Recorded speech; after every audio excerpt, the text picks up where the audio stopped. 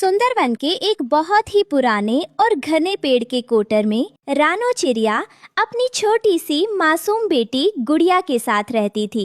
जंगल के एक शांत कोने में गुड़िया की दोस्ती एक बहुत ही अनोखे, रंग बिरंगे और चमकदार फूल से हो गई थी। वह कोई साधारण फूल नहीं था, बल्कि एक जादुई फूल था। अरे वाह मेरी प्यारी दोस्त, देखो आज मैं तुम्हारे लिए कितनी अच्छी बात लेकर आई हूँ। आज मम्मा ने मुझे उड़ना सिखाया।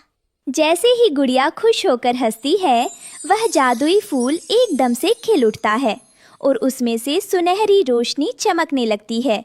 फूल हवा में झूमकर मानो गुड़िया को गले लगा लेता है। तुम कितनी अच्छी हो दोस्त, जब मैं खुश होती हूँ तो तुम भी सोने की तरह चमकने लगती हो। मैं वादा करती हूँ, मैं तुम्हें कभी अकेला नहीं छोड़ूंगी। उसी समय पेड़ की एक ऊंची डाल पर दुष्ट कालू कौवा और उसकी चालाक पत्नी गोरी कवि बैठे हुए थे। उनकी बुरी नजर उस चमकते हुए जादुई फूल पर पड़ जाती है।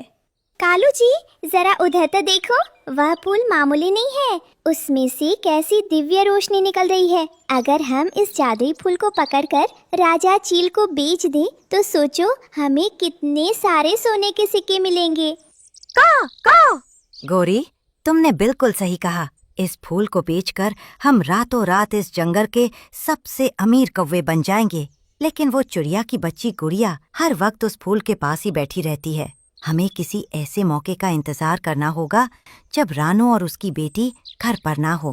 कुछ दिन बीत जाते हैं। जंगल में धीरे धीरे सूखा पड़ने लगता है और रानो चिड़िया के इलाके का सारा दाना पानी खत्म हो जाता है। दोपहर का समय था। रानो चिड़िया अपने बच्चे के लिए दाना ढूंढने के लिए विवश हो जाती है। गुड़िया बेटी, हमारे आसपास खाने को कुछ भी नहीं बचा है। मुझे दाने की तलाश में बहुत दूर घने जंगल में जाना पड़ेगा। तुम मेरी बात ध्यान से सुनो। तुम घर के अंदर ही रहना और दरवाजे की कुंडी अंदर से ठीक से बंद कर लेना। बाहर बहुत खतरा है। ठीक है मम्मा, आप बिल्कुल चिंता मत करो। मैं घर के अंदर ही रहूंगी और अपने दोस्त फूल को खिड़की से देखती रहूंगी। आप जल्दी वापस आ जाना।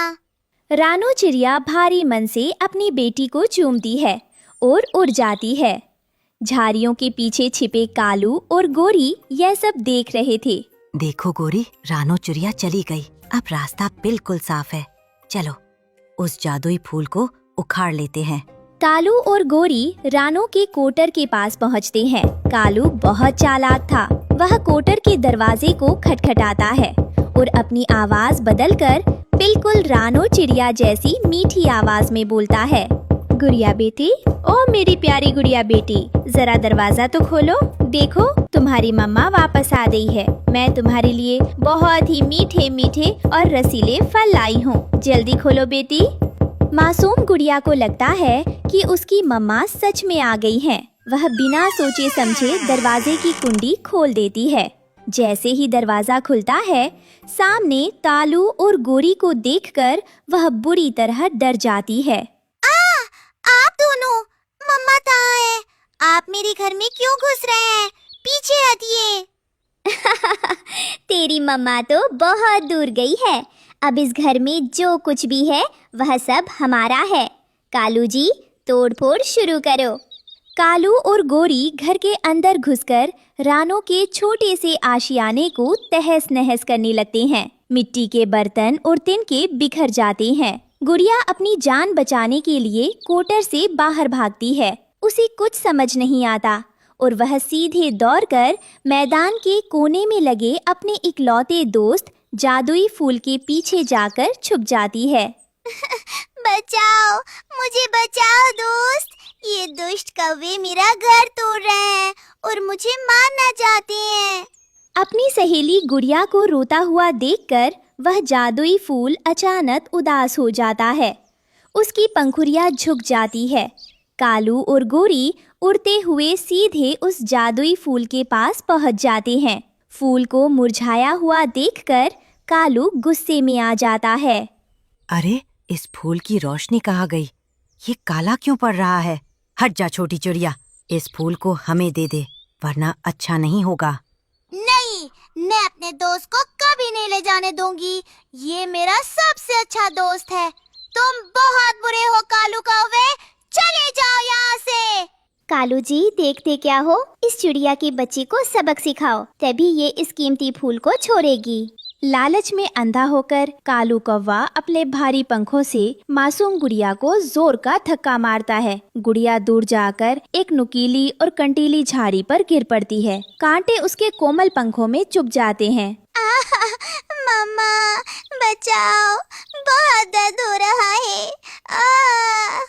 गुड़िया लहूलुहान होकर जमीन पर गिर जाती है। अपनी मासूम दोस्त को दर्द से तड़पता देख उस बेज़बान जादुई फूल को गहरा सदमा लगता है। अचानक फूल के बीच से आंसू की एक चमकीली बूंद टपकती है, जो जमीन पर गिरते ही एक बड़े जादुई मोती में बदल जाती है। देखा, हमसे टकराने का अंजाम। अब ये जादुई फूल हमारा है।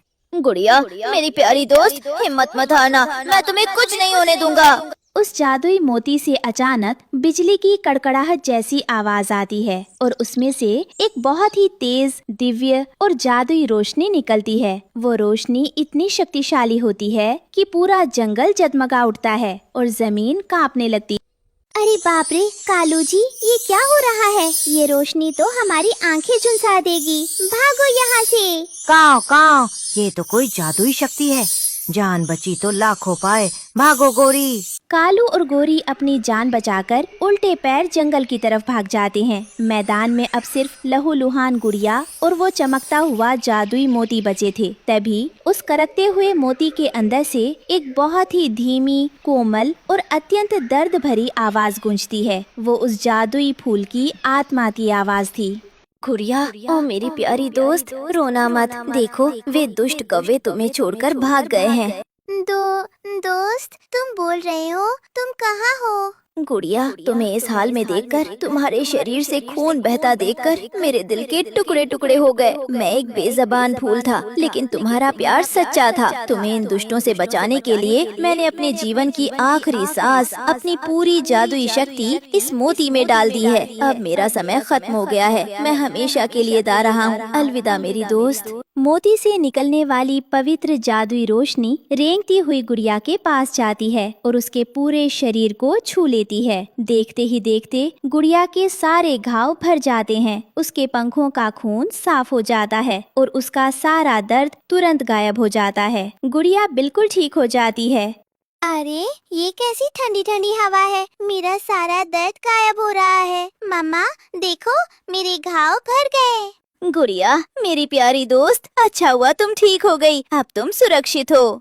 इसके तुरंत बाद वो जादुई मोती पिघलने लगता है। वो पिघलकर रानो और गुड़िया के पुराने टूटे हुए पेड़ के कोटर के चारों तरफ फैल जाता है और एक बहुत ही विशाल, अभेद्य और मजबूत जादुई किले के रूप में बदल जाता है। ये क्या हो रहा है? शाम का समय होता है। रानो चिड़िया अपनी चोंच में दाना दबाए थकी हारी वापस लौटती है। जैसे ही वो अपने पुराने पेड़ के पास पहुंचती है, वो अपनी आंखों पर विश्वास नहीं कर पाती। वहाँ पुराने कोटर की जगह एक आलीशान, जादुई चमक मोती वाला सुरक्षित किला खड़ा था। हे भगवान, ये क्या है? यहाँ इतना बड़ा मोती का किला कैसे बन गया? मेरी गुड़िया कहाँ है? मेरी बच्ची किस हाल में होगी? गुड़िया, गुड़िया बेटी, तुम कहाँ हो? रानो चिड़िया घबराकर किले के मुख्य दरवाजे की तरफ दौड़ती है, लेकिन वहाँ का नजारा देखकर उसका बिल्डन बैठ जाता है और उसकी आंखों से आंसू छलकाते हैं। उस आलीशान और सुंदर जादुई घर के बाहर जमीन पर उखड़ा हुआ,